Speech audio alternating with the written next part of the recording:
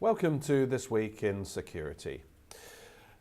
Our roundup of the most important stories affecting UK security in private and public sector organisations. Our editor's top stories this week: a material that could put an end to counterfeiting once and for all.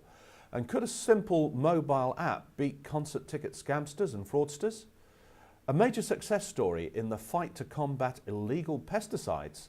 Also, what's the difference between a scam and a fraud? And why Gmail accounts are set to dramatically improve your privacy. And finally, how could insects be the future of security?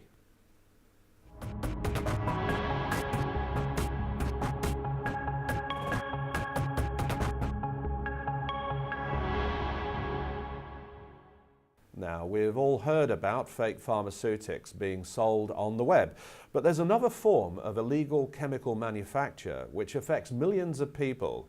This is the growing menace of illicit pesticides. Aside from the risk posed to our health, the crime involves infringements of intellectual property rights such as trademarks, patents, and of course copyright. The challenge is that this crime is carried out on an international scale. Now, the good news is there's an international operation called Silver Axe, which is operated by Europol, that's coordinated investigations across 16 EU countries, checking 940 shipments of pesticides. In the second and most successful operation of its kind, Silver Axe 2 has uncovered 122 tons of illegal pesticides, with 48 cases of counterfeit pesticide shipments now under investigation. A serious blow to the criminals and helping protect our food supply. In a press release by Europol's Hans Matar, Technical Director of the European Crop Care Association, he said that the success of the operation is not only measured in the seizure of 122 tons of illegal pesticides, at least as important is the cooperation between the enforcement agencies of a growing number of member states.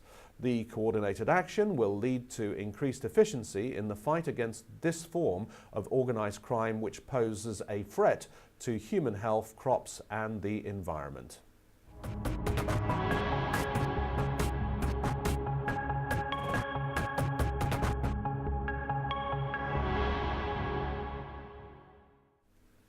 Millions of us rely on Gmail, and if you use the service, you'll probably know that Google scans the contents of your emails to generate personal ads for you. Some argue this is an invasion of privacy, and after debating the topic for years, Google has finally said they'll no longer scan the contents of your private emails. This decision comes after an EU court ruling last week that attempted to fine Google over anti-competitive design of its search engine. Even though the process is fully automated and no human will ever look at the contents of your emails, continuing this scanning might not sit well with the new GDPR legislation due to arrive in 2018 and designed to protect customer data. The plan to stop scanning free Gmail accounts closely follows the success of Google's business service, G Suite, which currently does not scan through users' emails.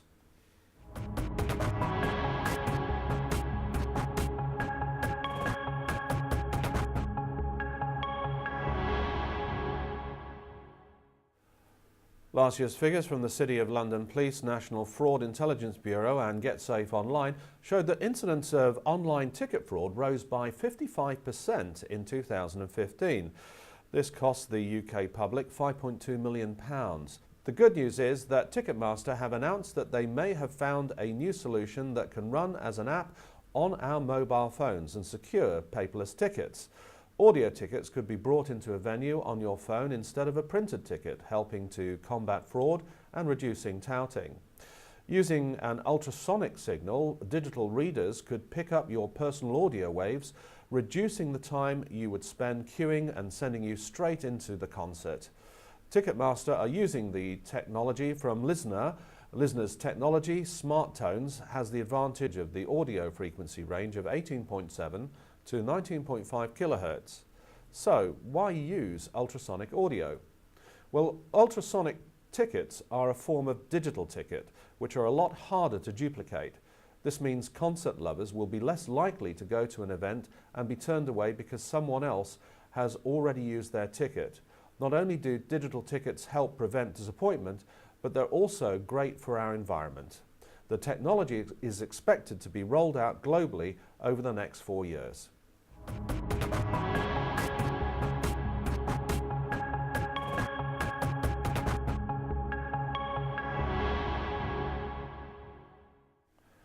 So, what's the difference between a scam and a fraud? According to a bank's terms and conditions, quite a lot. A customer of HSBC has been the latest victim of a sophisticated scam sweeping right throughout the UK. Leslie Thompson, who runs a children's nursery in North Yorkshire, fell victim to theft. Miss Thompson, 51, was told she was eligible for a grant to go towards her nursery in May 2017. When she accepted, the scammers put her in contact with a grant-giving company that offered to send her £10,000. But the scammers convinced Miss Thompson to send £3,000 into an account that would be set up in her name as an investment that they would use wisely. Here's the issue. Miss Thompson authorised the transaction to the criminals thinking it was genuine. However, HSBC's terms and conditions mean Miss Thompson is not likely to be entitled to a refund or for her funds to be chased. This is because HSBC determined that she was a victim of a scam and not a fraud. Remember, a scam is where you authorise the transaction, whereas fraud usually occurs without you knowing anything about it.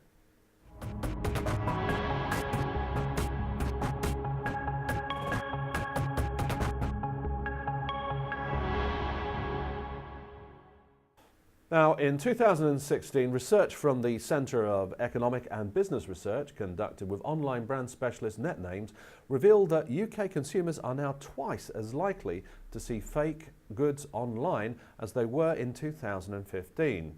And what's more, counterfeit goods cost the UK economy a staggering £17.3 billion.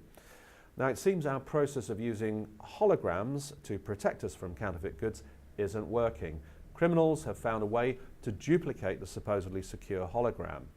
So, what can be done to put an end to counterfeiting? Well, researchers from the University of Manchester have figured out a solution. By the middle of next year, new products could be rolling out with individual fingerprints made of graphene. They've determined that the substance is unlike any other. Graphene is always unique due to imperfections in its makeup, hence the material's virtually impossible to duplicate. Unlike holograms, graphene can be placed in a unique pattern on a device, and then using mobile apps to scan the device, you can determine 100% of the time whether the product's genuine. But it's not all good news. The cost of the product could render the use of graphene impractical. To use the material with a mobile app, each unique code would need to be input into the system.